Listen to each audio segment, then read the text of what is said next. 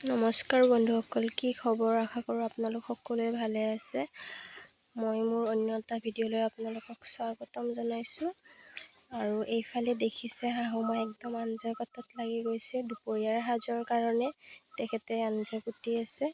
আৰু এইফালে চাব পাৰে মোৰ ছোৱালী আৰু মই এইফালে 10 বজাৰ খানা খোৱাৰ কাৰণে বহি লৈছোঁ ধুনীয়াকৈ।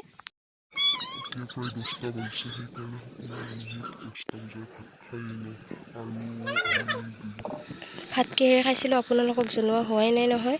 মচুৰ দাইল বটিছিলোঁ ৰহুন আদা আৰু কেঁচা জলকীয়া দি, আৰু ৰাতিৰে কলাৰ দাইলৰ সৈতে জিকা ভাজি আছিল। এতিয়া এনেকৈ ধুনীয়াকৈ দুয়ো মা বেটি আমি ভাত খোৱাত লাগি গ'লোঁ। তাই কিন্তু ভাততকৈ বেছিকৈ ভোট জলকীয়াৰ আচাৰহে খাইছে। ভোট জলকীয়া আমাৰ শাহুমায়ে বনাইছিলে, লগতে আমৰ আচাৰো আপোনালোকক ক'বলৈ একদমেই পাহৰি গৈছোঁ। আৰু এতিয়া মানে ভাবিলোঁ ভিডিঅ'টো বেছি দীঘলীয়া নকৰোঁ, যিহেতু বহুতেই গৰম হয়। সেয়েহে ভাবিলোঁ গছৰ তলত গৈ চকীখন লৈ বহাই